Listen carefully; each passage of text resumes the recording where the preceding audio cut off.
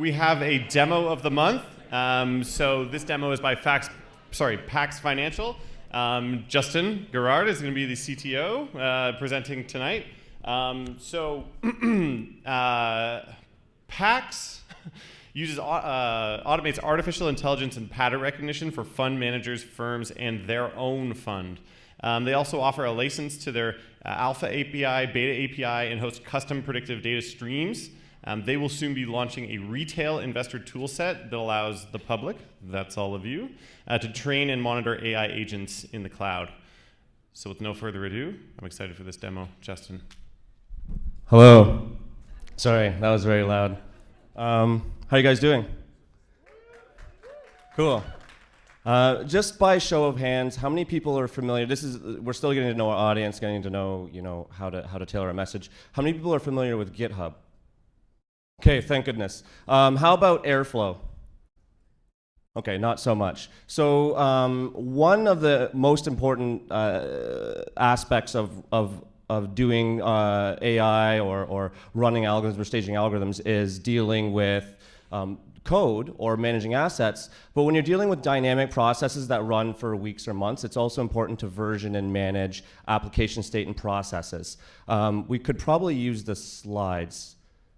Like they're not, can we show the, okay, they're good. Okay, perfect. So what we actually started out doing a couple of years ago after my first exit was we looked at, could we fully automate financial strategies? And we looked at some platforms online. We were very disappointed. What we ended up building out is this meta system that actually allows us to move strategies from testing through to optimization, through to simulation integration, meaning that we can manage sometimes hundreds of thousands of strategies at once and compare and contrast different versions and do sensitivity analysis all in the cloud.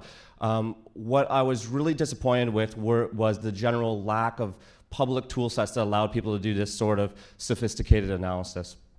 So we work right now with two partners. We're really an engineering team, and we've been so lucky enough to have been working with them for a couple of years. We haven't really needed to move beyond that, but we got really excited when we met a couple of investors last year who really wanted to move us towards more of a SaaS model. So if you think about GitHub and you think about tools like Airflow, that's essentially what we're working towards, and that's what we're demoing. So on our website, you're welcome to sign up for some of our public models. If you are a trader or someone who's excited about platforms like Quantopia and Quant you can connect with our models and download data and use some of our feeds. Otherwise, if you actually manage capital and are curious about how we operate, we can set you up a microsite. So on this example microsite here that we made for FintechTO, So we can pull down models, we can pull down queries, and manage environments. So when you think about static models and static queries, these are things that don't change over time. So you're familiar with simple moving average filters and things like that. What our bread and butter really is, and what we've really focused a lot of our energy on, is ushering algorithms and strategies automatically through a process of staging, batch validation, optimization, paper trading, and then eventual integration and allocation. The versioning of that entire process has really what's kept us busy for the last 24 months, and we're really excited to sort of deploy that as a general framework. So for FintechTO, we put up a few processes and coded up some initial sort of algorithms. They don't really do too much, and we put together an algorithms dashboard. And the algorithm dashboard, this one has some profit loss information, links to notebooks, settings information, and every sort of piece of data that's associated with that process over the history of its existence. Specifically, if you scroll to the top here, you'll see that we have links to notebooks. So if you have technical engineering staff members, they would actually use some of these development notebooks to do more sophisticated analysis. So if we pop open one of those, this is an example of how to connect to the SaaS platform to do batch analysis. So if you scroll up a little bit actually on this page, you'll see that there's the ability to grab data from all the running processes associated with this job. And if you scroll down, you can see that we've done some sensitivity analysis and plotted the results there. Likewise, in another notebook, you have the ability to actually craft and post up an actual job from within this environment. You can also automate the posting of jobs. Keep scrolling, and you can check out the running status as well as, well, this wasn't very exciting. exciting one.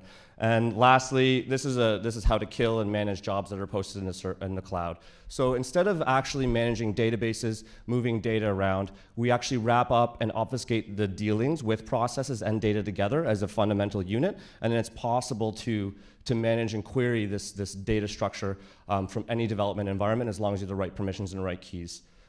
If you are interested in accessing some of the data and taking the platform for a spin, I'd like you to sign up for our Model Access API. So we're going to be pushing that out to the live server probably in the next 30 to 60 days.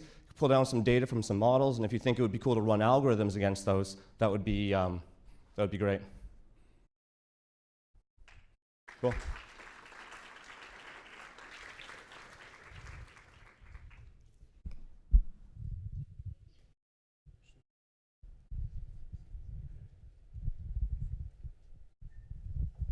Hey, how do we direct our audience to this? So it's on our website, paxfinancial.ai. It's the first link. We just inserted that in our first banner on the website. So if you go to the website tab, it'll pop up in a second. The website. Yeah, scroll up. There you go. And down. Right there. Okay, so get in touch is the call to action that'll bring us there? Yeah, and the 2 links specifically. So if you click either of those links, it'll bring you to the form. Okay, fantastic. You can also talk to me. So you have a unique advantage. Sure. We have a newsletter as well too, and I think we'd be happy to get this one out. Great. Very cool.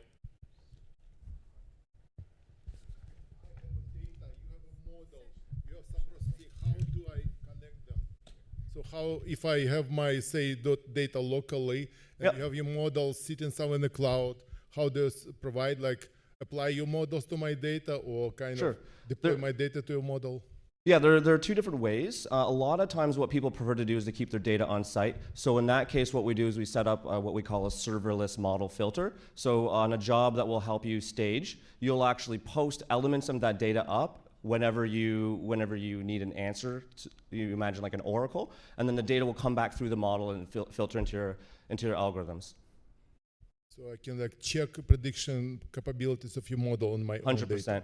Yeah. So a very simple example is if you do polynomial regression, you just include maybe 5 interesting data points, and you'll automatically get the response. That's a pretty juvenile model, but we have deep neural networks and all sorts of interesting models trained on economic data and all sorts of other data sets.